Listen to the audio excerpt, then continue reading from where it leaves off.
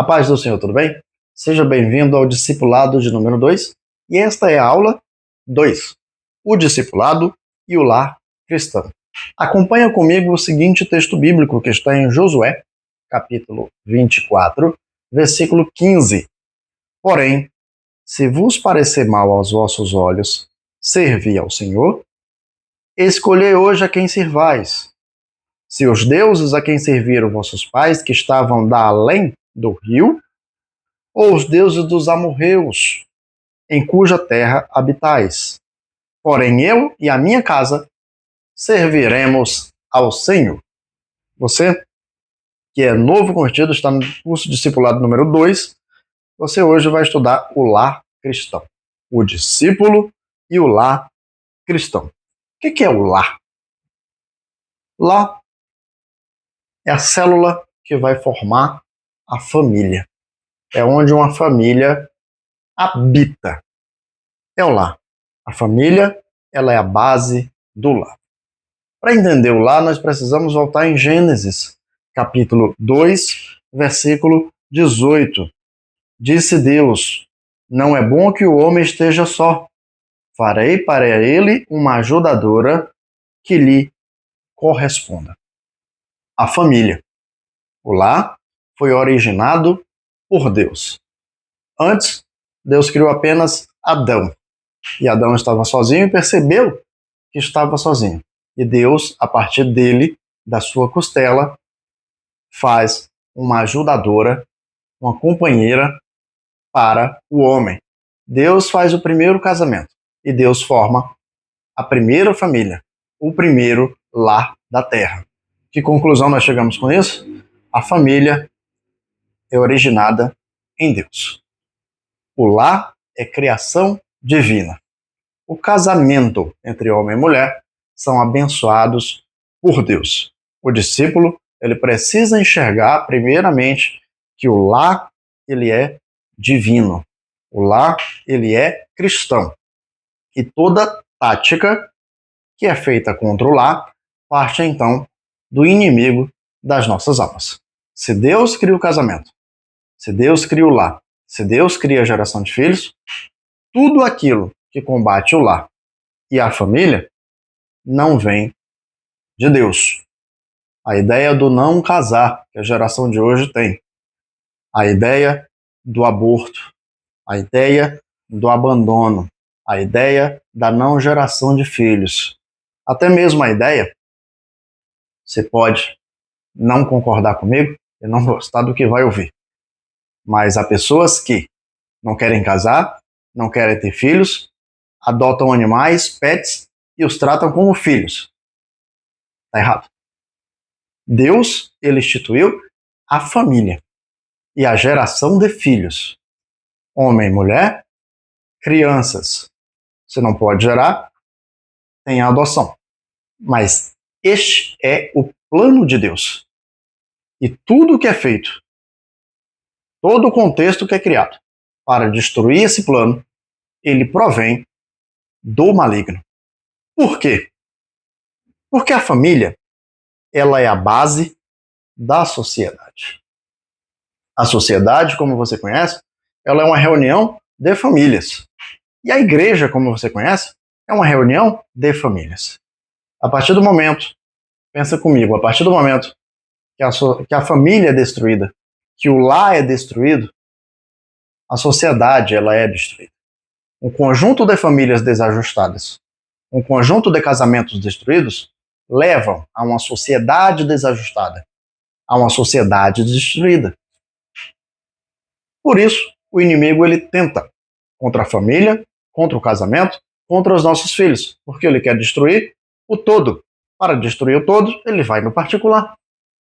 A partir do momento que você entende que o lar é a base da família e a base da sociedade, você começa a entender o plano de Deus e o plano do adversário das nossas almas. Daí porque nós atentamos para esse estudo do discipulado e o lar cristão. Você, como novo convertido, precisa ter esse novo conceito. No mundo, você aprendeu muita coisa errada a respeito da sociedade e a respeito da família. famílias de qualquer forma, famílias de qualquer jeito, separando por qualquer motivo. A ideia do não ter filhos, tudo isso se aprendeu no mundo e o mundo ensina de forma vasta, por meio da mídia, por meio da imprensa. E na casa de Deus não funciona dessa forma. Você, como discípulo, precisa ser transformado, renovado no seu entendimento. Na palavra de Deus, funciona de outra maneira. O lar, ele é a base da sociedade. Você lembra que eu falei na aula passada, Mateus 5,14, você é o sal da terra e a luz do mundo. Você faz parte de um lar, você deve orar para que o seu lar seja um lar cristão. Se há pessoas na sua família que ainda não aceitaram a Jesus, você deve instantemente orar, dia a dia orar, para que essas pessoas venham a aceitar Jesus. Deve dar o testemunho prático de vida, para que essas pessoas possam, seus parentes, aceitarem a Jesus, para que a sua família seja uma família diferente na sociedade. Outra parte da aula interessante que você deve ver é o lar como extensão da igreja. O conjunto de lares forma a igreja. Dentro da igreja você tem famílias convertidas e que professam a mesma fé que você. A igreja, ela é formada por diversos lares. E aí você entende. Assim como a sua família, no banco da igreja, ao seu lado, à sua frente, à sua direita, há pessoas que também são parentes de alguém, que também têm relações sociais. Tem pai, tem mãe, tem esposa, esposo, filhos. Essas pessoas talvez passem pelas mesmas dificuldades, os mesmos dilemas que você passa, mas estão reunidas ali com você, aprendendo a como serem ajustadas em família. Daí porque, mais uma vez, a relação que o discípulo tem que ter junto do seu lar cristão, ele passa pela sua frequência na igreja, para as pessoas. Você deixou pessoas, amizades do mundo, você agora está com amizades cristãs, pessoas que entendem o mesmo contexto que você, estão passando pelas mesmas coisas que você, ou já passaram, e podem te auxiliar. Então, o discípulo, ele precisa entender que a família é criada por Deus, que o inimigo quer destruir a família, que os conceitos que o mundo coloca estão errados, que existem conceitos, mandamentos que Deus estabelece sobre a família, sobre o pai, sobre a mãe, sobre os filhos, e que eles precisam ser obedecidos. A igreja, ela é, por conseguinte, uma extensão do lar. Entenda que no seu lar você deve ter o mesmo princípio que você tem na sua igreja. Você deve ler a palavra no seu lar, você deve orar no seu lar, você deve louvar no seu lar. O seu lar é uma extensão da igreja. Consagre o seu lar a Deus. Assim como você é crente na sua igreja, seja crente no seu lar. Como é a sua vida cristã? Veja Filipenses capítulo 3, versículo 13 a 14.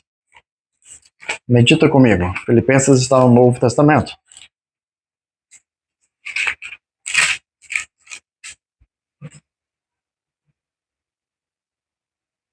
Irmãos, não julgo que eu tenha alcançado, mas uma coisa faço, esquecendo-me das coisas que para trás ficam e avançando para as que estão diante de mim. Prossigo para o alvo, pelo prêmio da soberana vocação de Deus em Cristo Jesus. Veja que palavra maravilhosa. Então você precisa ter prudência e perseverança. Prudência e perseverança. A perseverança de continuar neste caminho, a perseverança de continuar buscando, e a prudência para não se desviar deste caminho. Se você ainda não alcançou, você continua prosseguindo para o seu alvo, a qual você vai alcançar. O discípulo e o lar cristão. Essa palavra fez efeito para ti? Eu te espero na próxima aula. Que Deus em Cristo abençoe a sua vida.